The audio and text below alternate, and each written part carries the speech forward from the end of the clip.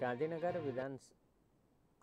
વિધાનસભામાં કોંગ્રેસ ધારાસભ્ય વિમલ ચુડાસમાએ પ્રશ્ન ઉઠાવ્યો કે છેલ્લા 2 વર્ષમાં ગીર સોમનાથ જિલ્લામાં માંગરોળ અને વેરાવળ બંદરમાં જેટી અને ટેટ્રાપોડ પર કામ હલકી અને નબળી ગુણવત્તાવાળું થયું હોવાની અનેક ફરિયાદો મળી છે। સરકાર તરફથી જવાબ આપવામાં આવ્યો છે કે આ સંદર્ભે 5 જ ફરિયાદો મળી છે।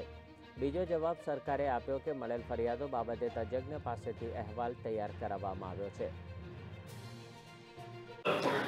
આજની બીજી બેઠકમાં મારા પ્રશ્ન નંબર 37 જે હતો કે ગીર સોમનાથ જિલ્લાના વેરાવળ અને જૂનાગઢ જિલ્લાના માંગરોળ બંદર ઉપર આજની સ્થિતિએ ટેટ્રાપોલ બ્લોક કે અનેક જે કોન્ક્રીટના કામ બંદરના કામ ઉપર ચાલી રહ્યા છે એ કામોમાં ખૂબ જ હલકી અને ગુણવત્તાવાળા કામ થઈ રહ્યા છે। તેમાં કેટલી અરજીઓ મળેલી છે ત્યારે તેમાં મને કહેવામાં આવ્યું કે 5 અરજીઓ મળેલી છે અને એમાં શું તપાસ કરવામાં આવી છે અને એમાં કેટલી ફરિયાદો મળવામાં આવેલી છે અને ઉપર સ્થિતિએ ક્યાં કોની સામે શા પગલાં લેવામાં આવ્યા છે।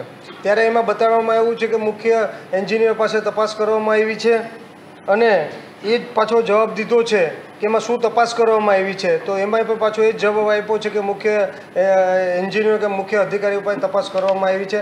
આજે ઘણો સમય થઈ ગયો છે। વેરાવળ બંદર ઉપર મેં પણ ઘણી બધી ફરિયાદો કરેલી છે। મુખ્ય અધિકારી કમિશનરશ્રી અહીંના બંદર વિભાગના કમિશનરશ્રીને પણ ફરિયાદ કરવામાં આવી છે। વેરાવળના બંદર અધિકારીને અને તમામ અધિકારીઓને ફરિયાદ કરવામાં આવી છે। વિજિલન્સની તપાસની પણ માગણી કરવામાં આવી છે।